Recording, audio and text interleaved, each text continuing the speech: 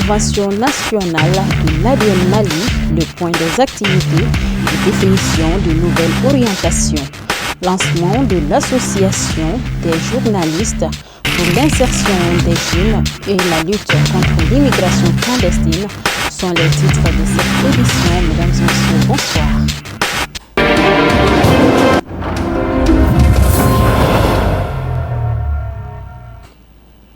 Ravi de vous retrouver encore une fois de plus sur ce plateau d'information. Mesdames et messieurs, bonsoir et bienvenue. Comme je l'annonçais dans les titres, l'association Amsardine a tenu sa convention nationale ce samedi 14 février 2026 au siège social de Bangouni-Djengenebougou. Cette rencontre a réuni les délégués des différentes coordinations venues de toutes les régions du pays. Le reportage est signé Khadija Traoré, Seydou Niari. L'objectif de cette convention était de faire le point des activités et de définir les orientations futures de l'association. L'occasion qui nous réunit aujourd'hui, c'est notre convention ordinaire. C'est la deuxième fois. Comme vous le savez, notre année commence de Maouloud à Maouloud. Donc après le Maouloud passé, on a fait la première convention. Aujourd'hui, nous sommes à la deuxième. Donc vraiment l'assise a porté sur beaucoup de points. L'ordre du jour d'abord nous avons fait le compte rendu de Maouloud jusqu'à maintenant. Bon, après le compte rendu, nous sommes rentrés dans les perspectives. Donc le grand projet que nous avons, ça c'est la construction de la mosquée. Donc on leur a expliqué l'état d'évolution de la construction de cette mosquée. Nous sommes presque ce qu'on appelle les gros œuvres. Nous sommes à 72% des gros œuvres. Donc les dalles que nous sommes en train de couler maintenant, ça c'est la fin des gros œuvres avec la construction des minarets et des dômes. Donc maintenant nous allons entamer les finitions. Et ça demande beaucoup de moyens. Donc vraiment nous lançons l'appel à tous les militants et sympathisants pour vraiment contribuer pour que nous puissions inaugurer cette mosquée dans le bon délai. Les participants à cette convention nationale de l'association Ansardine ont exprimé leur satisfaction face à l'état d'avancement des différentes activités en cours. La convention a été un succès avec la participation active des délégués venus de tout le pays. Donc nous sommes très heureux et très fiers d'avoir participé à cette convention nationale. Nous sommes à la deuxième de l'exercice 2025-26. On est très fiers et on est très contents vu l'évolution des activités prévues pour l'exercice. On est très contents, on est très fiers. Et nous sommes très satisfaits de l'avancée lors de la première. Et cette fois-ci aussi, on a commencé déjà la convention. Vu le programme, on est très fiers, on est très satisfaits de la deuxième aussi. Une fois ça, dans le but d'atteindre les objectifs de l'ADN, nous tenons à se rencontrer, voir où on est et où on va. Sur ce, vraiment, lors de cette rencontre, nous sommes très contents car de la convention première à nos jours, vraiment, il y a eu beaucoup d'efforts fournis par les militants. Car le comité exécutif national aussi, nous le remercions aussi car beaucoup de formations aussi ont été organisées à leur niveau. Aujourd'hui, c'est une rencontre qui est coutumière. D'abord, sans oublier les bureaux des membres de l'ADN qui s'organisent cette assise peut-être 3 ou 4 jours avant l'assise même. Donc c'est aujourd'hui même que la coordination et les représentants seront présents pour la participation de la rencontre et qui ne fait que parler sur la vie de l'association Ansardine durant 3 mois. La branche des prédicateurs oudou de l'association se dit déterminée à sensibiliser la population sur les valeurs d'un islam de paix, de tolérance et de solidarité, tant cher aux yeux de Sidi Chérif Ousmane Madani Haïdara. Soulignons que cette convention nationale de l'association Ansardine a permis de discuter des enjeux actuels et futurs de l'association. Lancement officiel de l'Association des journalistes pour l'insertion des jeunes et la lutte contre l'immigration clandestine. L'événement s'est déroulé le samedi 14 février 2026 à l'hôtel Radisson de Bamako en présence des hommes de médias et de plusieurs personnalités suivantes. L'immigration clandestine demeure aujourd'hui l'un des défis majeurs auxquels font face de nombreux pays africains. Chaque année, des milliers de jeunes animés par l'espoir d'un avenir meilleur empruntent des voies irrégulières au péril de leur vie.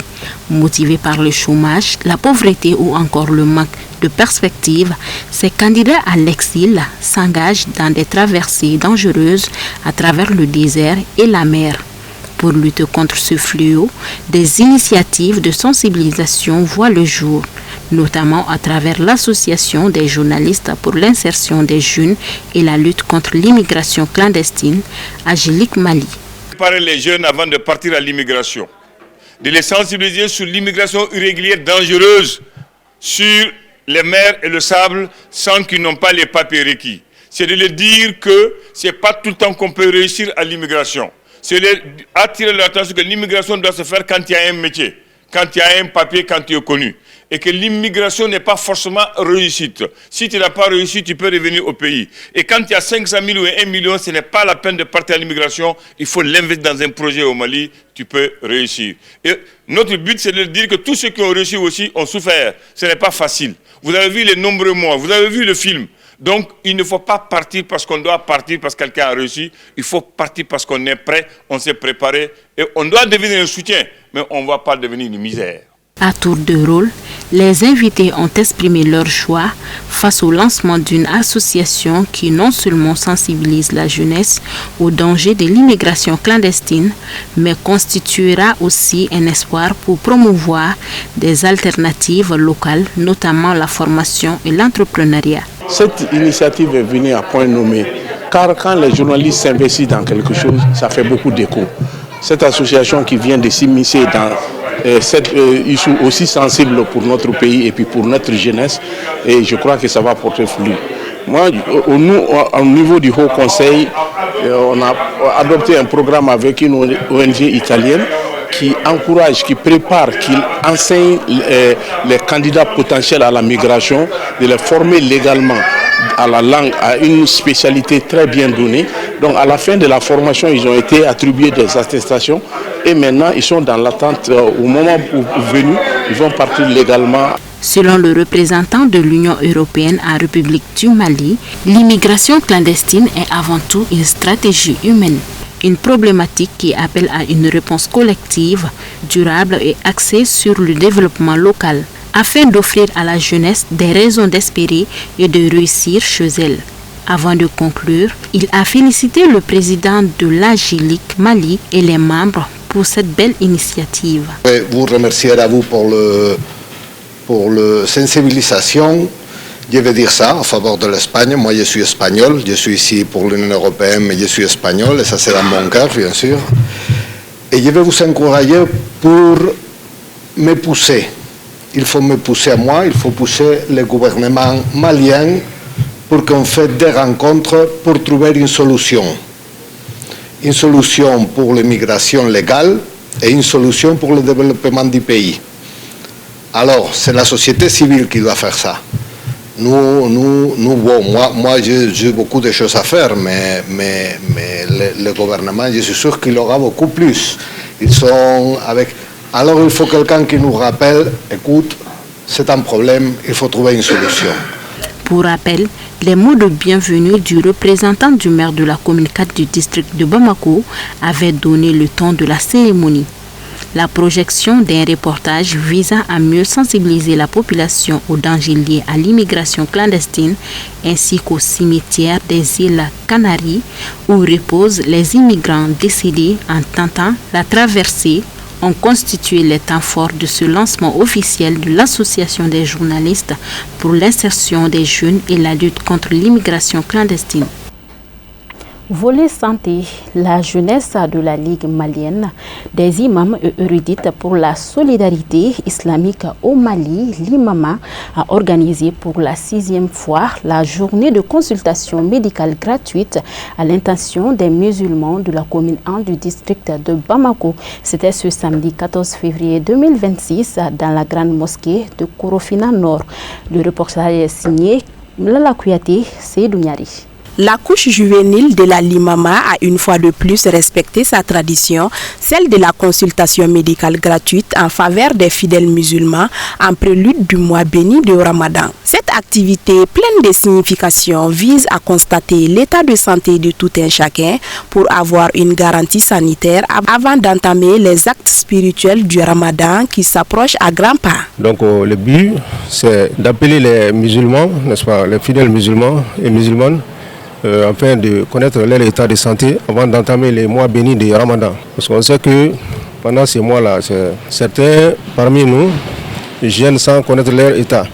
Donc ça peut amener des conséquences. Donc pour éviter tout ça, donc, on fait le but pour connaître leur état de santé, s'ils peuvent jeûner ou bien ils ne peuvent pas jeûner. Voilà, comme je l'ai dit, ça concerne tous les musulmans, tous les fidèles musulmans et musulmanes, n'est-ce pas?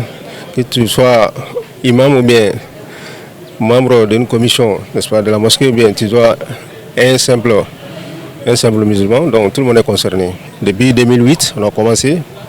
Les premières éditions, c'était avec les partenaires, avec les CCRF de la commune. Ça fait 10 ans maintenant qu'on travaille en partenaire avec le Diabète Santé. Voilà. Il nous sert d'appui en matériel. Alhamdulillah, dans la grâce de Dieu, les musulmans sortent, n'est-ce pas? Et il y a, dans cette consultation, on a su dépister, n'est-ce pas, beaucoup de gens qui ne savaient pas qu'ils étaient diabétiques ou bien leur tension, ça ne va pas. Donc, grâce à cette consultation, ils ont su que leur état de santé, ça mérite d'être, n'est-ce pas, ça mérite d'avoir un suivi médical. On rend l'hommage, n'est-ce pas, à notre imam, le défunt Fodé Cissé, qui fut l'initiateur, n'est-ce pas, de ce projet. Pour la circonstance, les maladies examinées étaient entre autres le diabète et l'hypertension artérielle. Les médecins ont toutefois invité la population à se mobiliser davantage, car comme dit-on, la santé n'a pas de prix. Ce matin, principalement, c'est le diabète et l'hypertension artérielle. Voilà, donc c'est ce qu'on constate aujourd'hui. C'est dans le cadre du mois de Ramadan. Parce que très généralement, au mois de Ramadan, les gens n'ont pas compris à présent. Nous sommes aussi la Fédération nationale des diabétiques du Mali. On est en train d'ailleurs de mener des messages de sensibilisation dans les radios, dans les mosquées, pour dire aux personnes vivant avec le diabète de consulter leur médecin avant d'observer le jeûne. Donc moi je crois que ça a été vraiment une bonne idée d'organiser ça. Et on a vu que vraiment dans la mosquée de Korofina ici, ils ont fait une grande mobilisation. Et Inch'Allah, moi je crois que ça ira quoi. Et nous prions Allah subhanahu wa ta'ala de nous montrer le carême.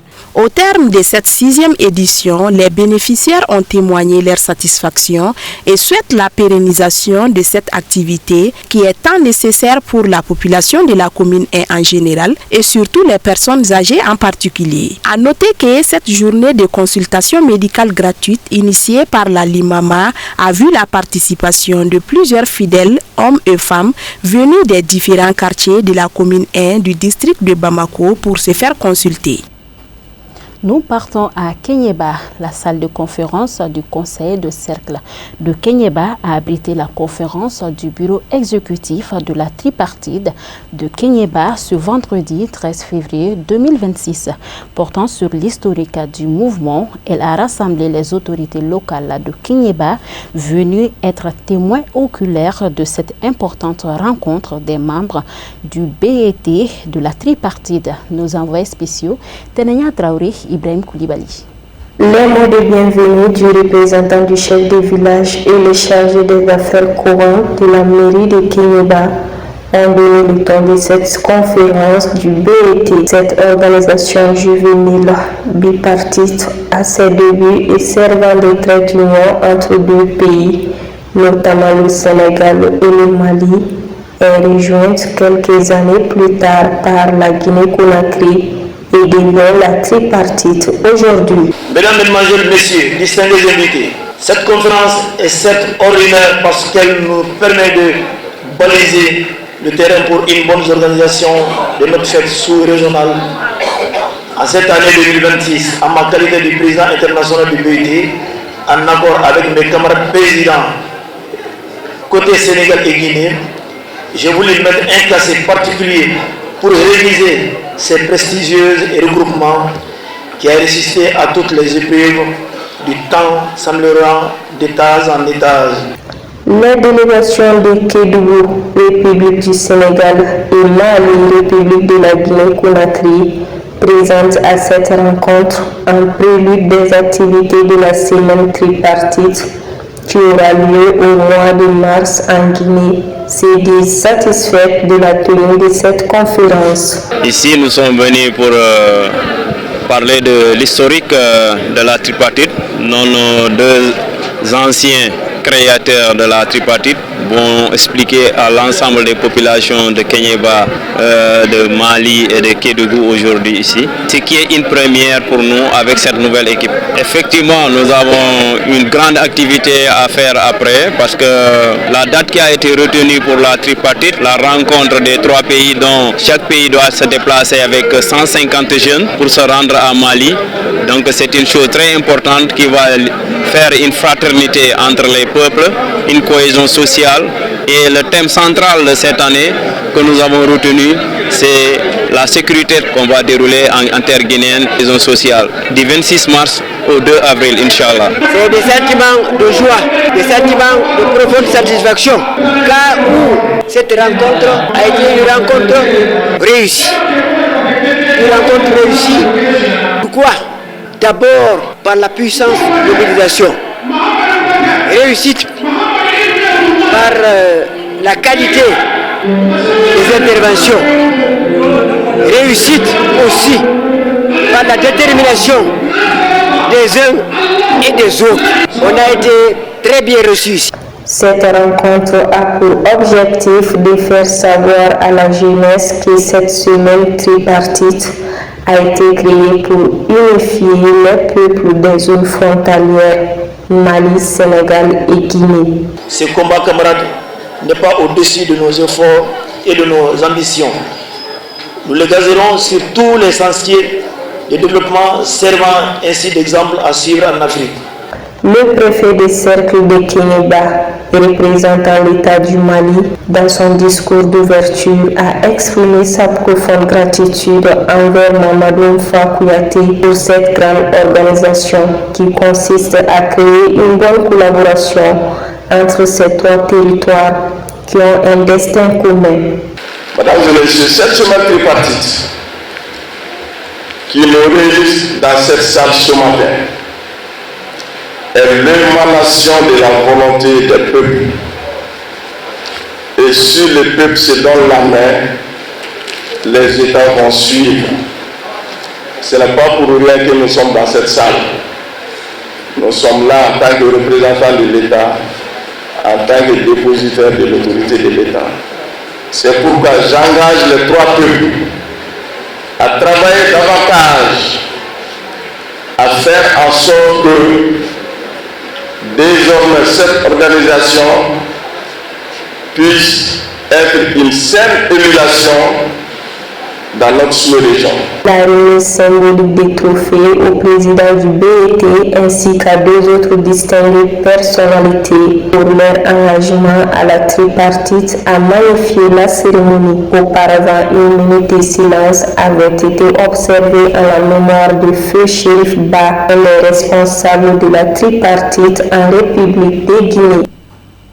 Place maintenant à l'actualité internationale en bref et en images avec la voix de Moussa Fumba.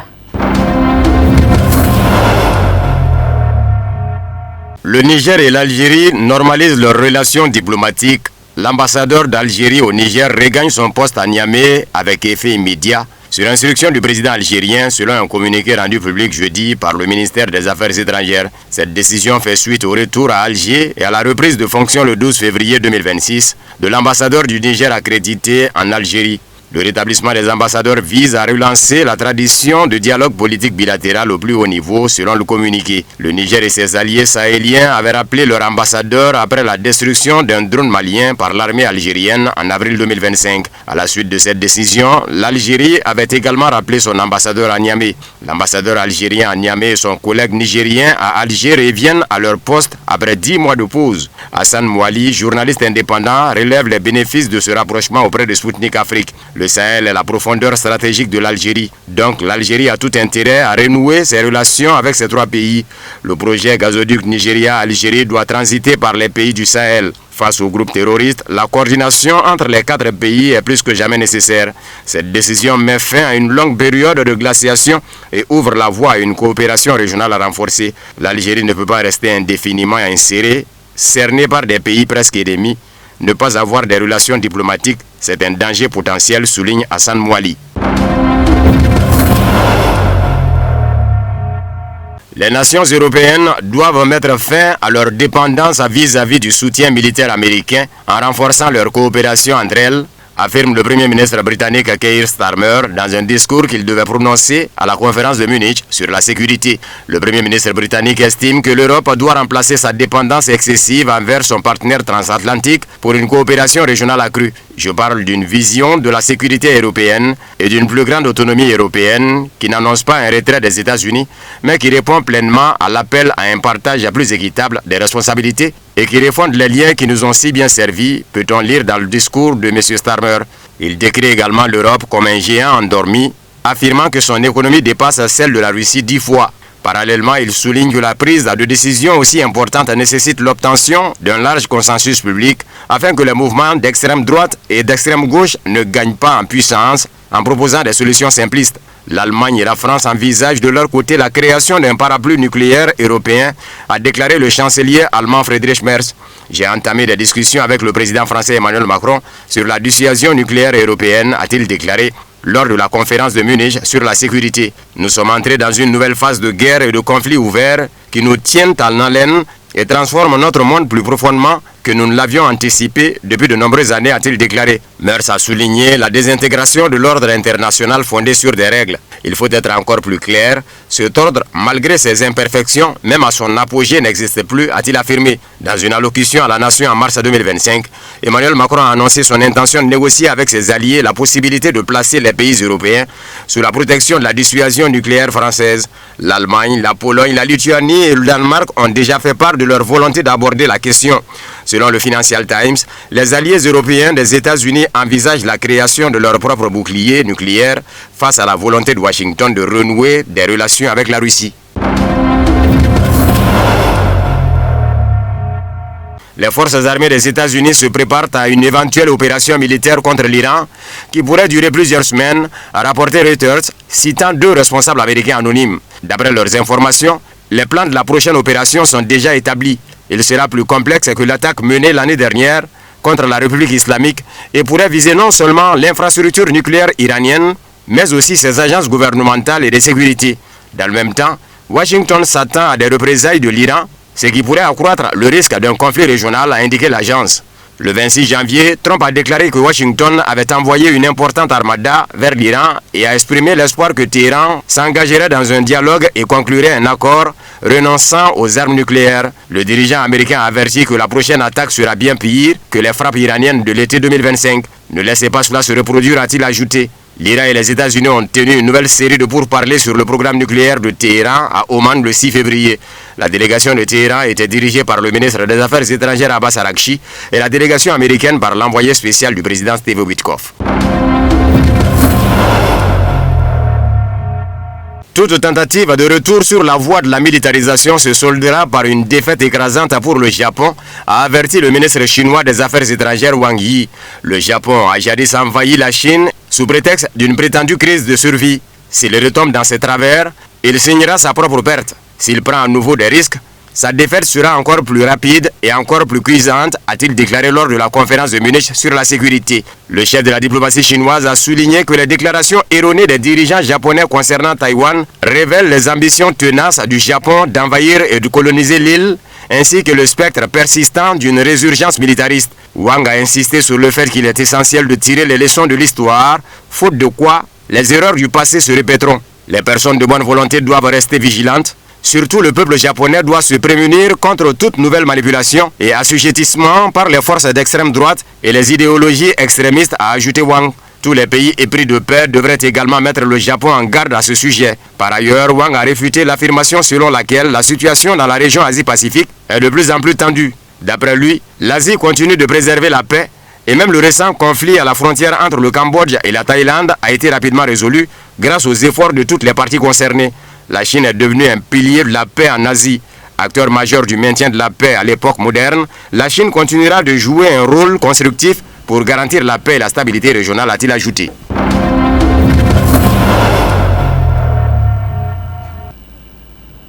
Et c'est ce qui met fin à cette édition d'information. Merci à vous de l'avoir suivi et très bon début de semaine à tous.